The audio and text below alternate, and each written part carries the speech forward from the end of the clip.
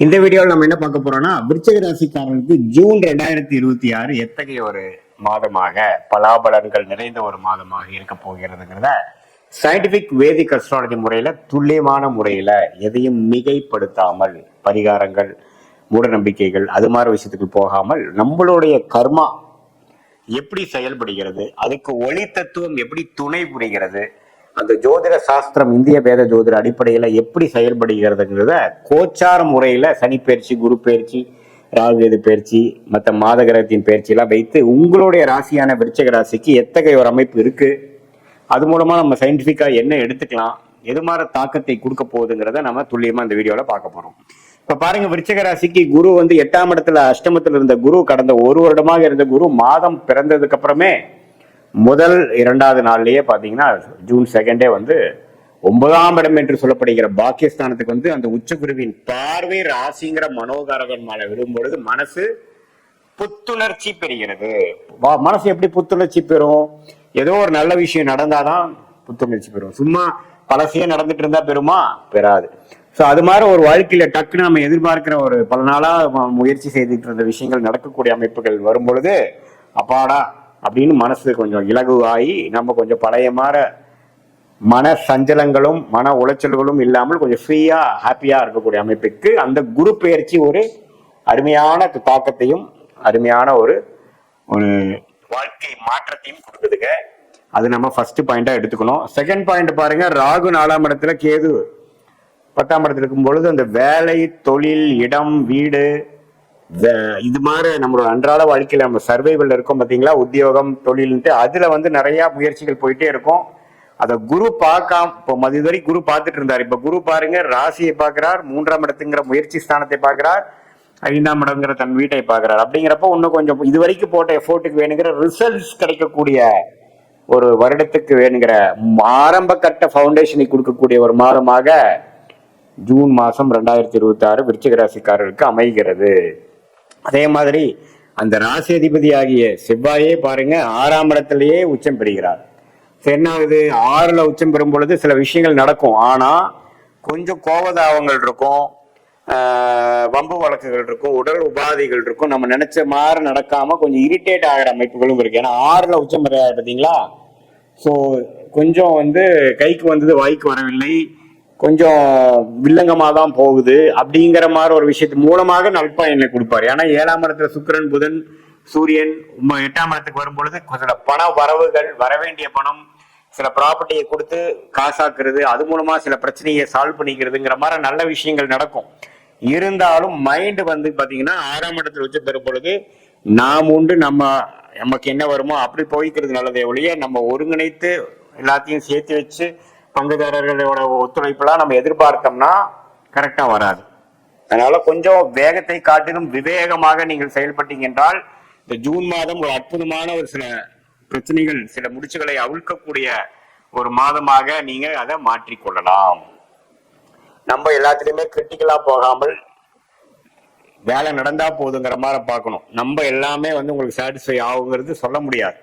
ஏன்னா செவ்வாய் 6ஆம் இடத்துல உச்சம் பெறும் பொழுது எந்த ஒரு குரு பார்வையும் இல்லாமல் இருக்கும் பொழுது கோவதாவங்களுக்கு இடம் உண்டு. நம்ம நினைக்கிற மாதிரி நடக்காமல் இருக்கும் பொழுது நம்மளோட ரியாக்ஷன் கொஞ்சம் டிஃப்ரெண்டா இருக்கும். அதை மட்டும் நம்ம கொஞ்சம் கண்ட்ரோல்ல வச்சுக்கணுங்கிறது ஜோதிட ஆலோசனை. மற்றபடி சனி 5ல் இருக்கிறப்ப குழந்தைகளுக்காக சில மெனக்கெடுதல், குழந்தைகள் அவன் சொன்னா கேட்காம இருக்கிறது, அதுக்காக சில வேலைகள் செய்யறது அப்படிங்கிற மாதிரி விஷயங்கள்லாம் தொடர்ந்து போயிட்டு இருக்கும். பட் என்ன, வேலையில் இருக்கிறவங்க, தொழிலதிபர்கள், வியாபாரிகள் எல்லாத்துக்குமே ஒரு நல்ல மாற்றம். டக்குன்னு அவங்க எதிர்பார்க்கிற ஒரு சேஞ்ச் ஆஃப் ஜாப், எதிர்பார்க்கிற ஒரு பிசினஸ்ல இருக்கிற ஒரு இன்ட்ரன்ஸா இருந்து ஒரு பெரிய டர்ன் ஓவர் ஆகாம பிரச்சனையாகி பிரேக் ஈவனே ஆகாம இருந்த கூட சில பிரச்சனைகள்லாம் சால்வ் ஆகி அடுத்த கட்ட நடவடிக்கையாக அடுத்த கட்ட ஒரு முன்னேற்றத்துக்கு நோக்கி போகக்கூடிய ஒரு அற்புதமான ஒரு ஆண்டோட ஆரம்ப கட்ட பவுண்டேஷனை கொடுக்கக்கூடிய, அடிப்படையை கொடுக்கக்கூடிய ஒரு மாதமாக இந்த ஜூன் 2026 மாதம் உங்களுக்கு அமைகிறது. ஸோ எப்பவுமே 9ல் குரு வருவது அது உச்ச குருவா வருவது அருமையான விஷயம். அது 12 வருஷத்துக்கு ஒரு தடவை தான் விருச்சிக ராசிக்காரர்களுக்கு வராங்க. அதனால அப்பா மூலமா வரக்கூடிய சொத்து, பூர்வீக விஷயங்கள், பாக்கியங்கள் எல்லாமே பரிபூர்ணமாக நமக்கு இந்த கடந்த ஒரு வருஷமா குரு 8ல இருந்து பிரச்சனையை கொடுத்துட்டு இருந்தது. கைக்கு வந்தது வாய்க்கு வரவில்லைங்கிற மாதிரியும் கிணத்துல போட்ட கல்லு மாதிரி இருந்தக்கூடிய சில விஷயங்கள்லாம் டக்கு டக்குன்னு கொஞ்சம் வேகமாக நடந்து சில விஷயங்கள் நமக்கு சாதகமாக முடிந்து நட்பலன்களை கொடுக்கக்கூடிய அமைப்புகள் வருகிறதுங்கிறத நம்ம தெரிஞ்சுக்கணும். இது பொதுவான பலனை தவிர உங்களுடைய ஜென்ம ஜாதகத்துல பிறந்த தேதி, பிறந்த நேரம், பிறந்த ஊரை வைத்து வரக்கூடிய அந்த திருக்கணித பஞ்சாங்கத்துல ஜாதகத்தை போட்டு பார்க்கும் பொழுது நீங்க என்ன லக்னத்துல பிறந்தீங்க, உங்க லக்னாதிபதி எப்படி இருக்கு, நீங்க விருச்சிக ராசியில எந்த நட்சத்திரத்துல பிறந்தீங்க, அதாவது கேட்டையா, அனுஷமா, விசாகமா, அதெல்லாம் வைத்து பார்க்கும் பொழுது இப்ப என்ன தசாபுக்திகள் போய் கொண்டிருக்கிறது, அந்த தசநாதன் புக்திநாதன் இப்ப கோச்சாரத்துல எப்படி போயிட்டு இருக்கார், இதையெல்லாம் வைத்து நம்ம பார்க்கும் பொழுது உண்மையே துல்லியமான பலன்கள் அடுத்து வரக்கூடிய ஷார்ட் டேர்ம் எப்படி இருக்கு, அடுத்து வரக்கூடிய லாங் டேர்ம் எப்படி இருக்கு, எது மாதிரி விஷயங்கள் எப்போ செய்யலாம், எது மாதிரி சாய்ஸஸ் நம்ம எடுத்துக்கிறது நல்லது, நம்ம வாழ்க்கை பயணம் எது மாதிரி டைரக்ஷன்ல திரும்புற மாதிரி இருக்கு, எப்போ வேலை மாறுவது நல்லது, எப்போ நல்ல வேலை கிடைக்கும், எப்போ நம்மளோட சூழ்நிலை மாறும், எப்போ கடன் குறையும், எப்போ நம்மளுடைய ஃபினான்ஷியல் கண்டிஷன் இம்ப்ரூவ் ஆகும், எப்போ ப்ராப்பர்ட்டிஸ் கொஞ்சம் வாங்குவோம், இது எல்லாமே வயது வித்தியாசம் இல்லாமல் மாணவர்களுக்கு எப்படி காலேஜ் போவாங்க, எது மாதிரி விஷயங்கள் கிடைக்குது,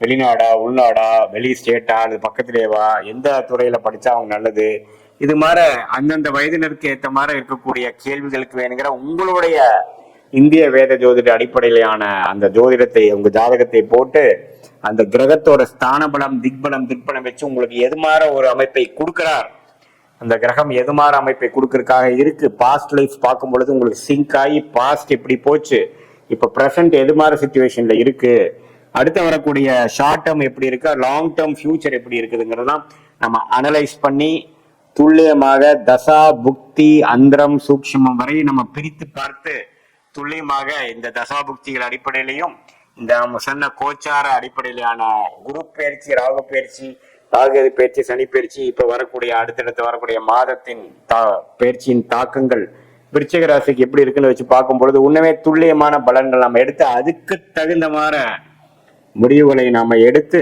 அந்தந்த நேரத்தில் அந்தந்த திட்டங்களை நம்ம செய்து நம்ம அது பிரகாரம் நம்ம லைஃபை ப்ரொசீட் பண்ணா எந்த வித பொருள் விரயங்கள், தேவையற்ற பொருள் விரயங்கள், தேவையற்ற சமய விரயங்களை தவிர்த்து எதிர்நீச்சல் போடாமல் நமக்கு என்ன பிராப்தங்கள் இருக்கிறதோ, நமக்கு என்ன மாதிரி விஷயங்கள் காத்திருக்கிறதோ அதை அந்தந்த நேரத்தில் செய்து நம்ம ஃப்ரஸ்ட்ரேட்டடாக நம்ம அவசரப்பட்டு செஞ்சு நம்ம அதுல பின்னடைவு பெறாமல் கரெக்டான நேரத்துல பொறுமையாக அதை செயல்படுத்தி நம்மளுடைய ஃபுல் லைஃப் பொட்டன்ஷியலை கண்டிப்பாக ரீச் பண்ணி அது மூலமாக நல்ல ஒரு சக்சஸ்ஃபுல் லைஃப் வாழ முடியும் என்று நான் சொல்ல விரும்புகிறேன். மீண்டும் மற்றொரு காணொலியில் சந்திப்போம். நன்றி, வணக்கம்.